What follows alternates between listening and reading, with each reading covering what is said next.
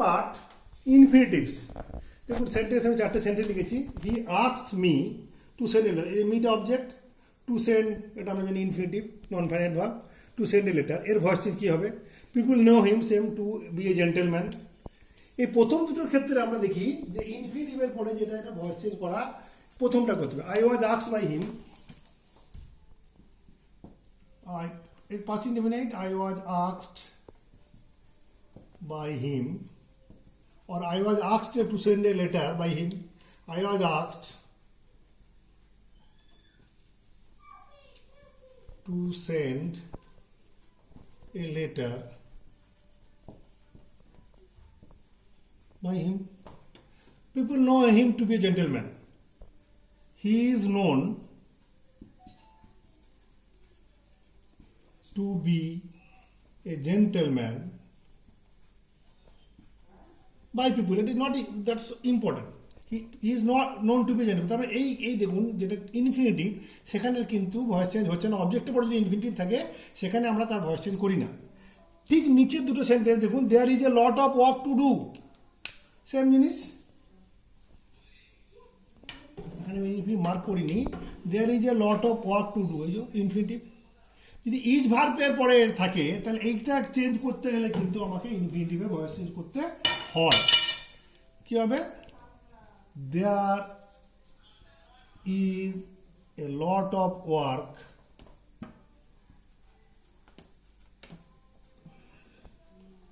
Two be done.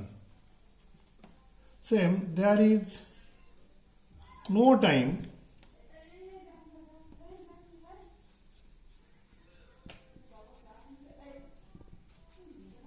Two be wasted. তাহলে ইনফিনিটিভের কোনো ক্ষেত্রে যদি ইজ ভার্বের পরে, ইজ বি ভার্বের পরে যদি ইনফিনিটিভ থাকে সেখানে ভয়েস চেঞ্জ করতে হয়।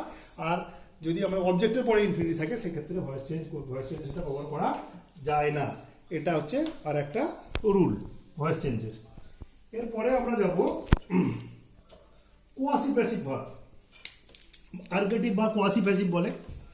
সেখানের ক্ষেত্রে ভয়েস চেঞ্জ দেখতে মানে কনস্ট্রাকশনটা অ্যাক্টিভ কিন্তু দেখতে প্যাসিভের মতো লাগে। কালকে আমরা একটা আলোচনা করেছিলাম দ্য ফ্যান ইজ মুভিং, এরকম। এটাকে বলে আর্গেটিভ বা quasi passive verb.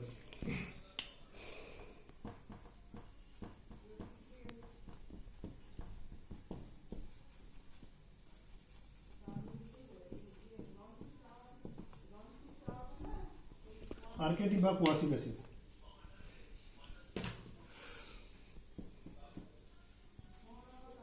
The door opened. কি হবে? The door opened, কিছু নেই। এইটা the door was opened, এটা যদি ভয়েস চেঞ্জ করতে হয় হবে the door was opened. This book reads well. This book is well when it is read.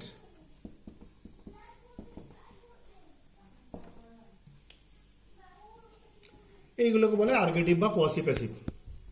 Example এরকম, the fan is moving, the fan is being moved, the cow is milking, the cow is being milk. এগুলো হচ্ছে quasi passive বা আর্গেটিভ প্যাসিভের উদাহরণ। এরপরে phrase বা prepositional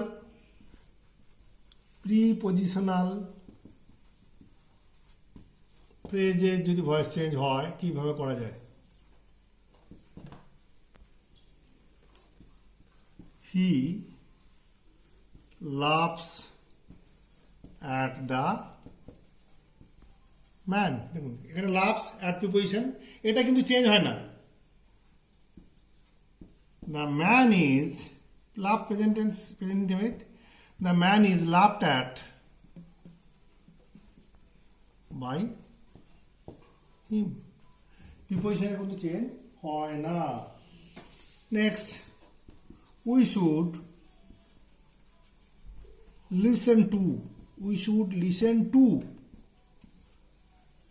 listen to our teachers। কি হবে? our teachers should be listened to by us. তাহলে এগুলো প্রিপোজিশনাল ফ্রেজের যদি আমরা যখন ভয়েস চেঞ্জ করি তখন আমাদের এইভাবে ভয়েস চেঞ্জ করতে হয়, প্রিপোজিশনটা কিন্তু চেঞ্জ হয় না। নেক্সট একটা ইম্পর্ট্যান্ট আমরা করব, যখন কমপ্লেক্স সেন্টেন্সে, কালকে আমরা বলেছিলাম যে কমপ্লেক্স সেন্টেন্সে যখন ভয়েস চেঞ্জ হয় তখন আমরা কি করব। কমপ্লেক্স সেন্টেন্সে ভয়েস চেঞ্জ করতে গেলে আমরা কি নিয়ম ফলো করব। কমপ্লেক্স সেন্টেন্স অনেক বড় হয়ে যাচ্ছে, কমপ্লেক্স সেন্টেন্স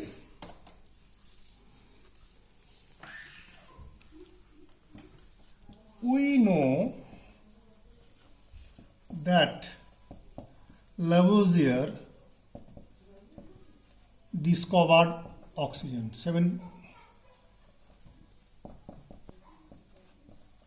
In 1776 আমরা জানি। we know দুটো পার্ট, এটা একটা পার্ট, এটা দ্যাট লিঙ্কার দিয়ে যোগ হচ্ছে, সাবজেক্ট ভার্ব অবজেক্ট। তাহলে এই ক্ষেত্রে ভয়েস চেঞ্জ আমরা কি করব, এই ক্ষেত্রে ইট ইজ নোন টু আসটা দিতে পারি that oxygen was discovered by Lavoisier. দুটো পার্টেরই কিন্তু আমরা ভয়েস চেঞ্জ আমাদেরকে করতে হয়। আর একটা আমি সুন্দর সেন্টেন্স ব্যবহার করি, we must endure what we cannot cure. We must endure what we cannot cure. এটা ভয়েস চেঞ্জ। দেখুন, হোয়াট উই মাস্ট, এটা আমরা সহ্য করবো, হোয়াট যেটা আমরা ঠিক করতে পারি না। তাহলে what can not be cured, এইটাই ইউজ হয় কিন্তু, what can not be cured must be endured by us. এই যে ভয়েস চেঞ্জ, এই এতগুলো তাহলে আমরা ভয়েস চেঞ্জ প্যাসিভ ভয়েসে করার এত দরকারটা কি? এই যে ভয়েস চেঞ্জ আমাদের প্যাসিভ ভয়েস করতে হয়, কারণটা কি? প্যাসিভ ভয়েস তাহলে অ্যাক্টিভ ভয়েসই তো করতে হয়। এই দেখুন, এখানে কিন্তু এজেন্ট ইজ নট ইম্পর্টেন্ট। তাহলে প্যাসিভ ভয়েস এখানে আমাদের পারফর্মারের গুরুত্বটা কম, গুরুত্বটা তো দেখতে হয় না, সেখানের ক্ষেত্রে কিন্তু আমরা এই প্যাসিভ ভয়েস যেমন the marks are made in India, কে ইন ইন্ডিয়া, বাইটা আমাদের দরকার নেই।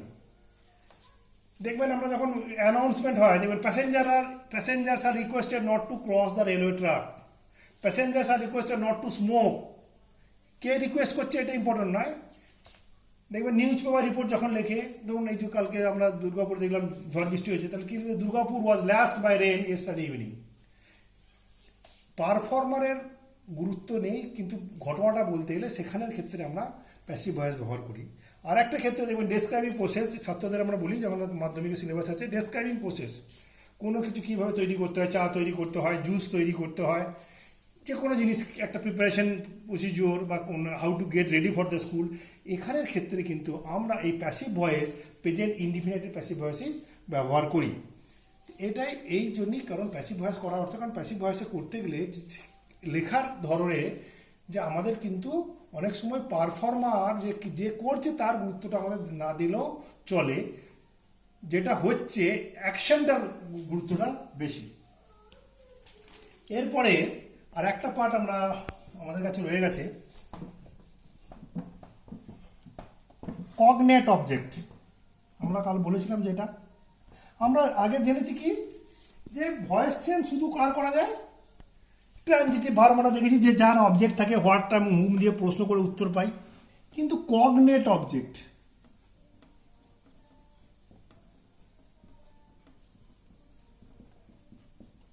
ইনট্রানজিটিভ ভার্বের ক্ষেত্রেও ভয়েস চেঞ্জ করা যায়। কি কগনেট অবজেক্ট কিভাবে হয়? দুটো সেন্টেন্স যদি আমরা লিখি,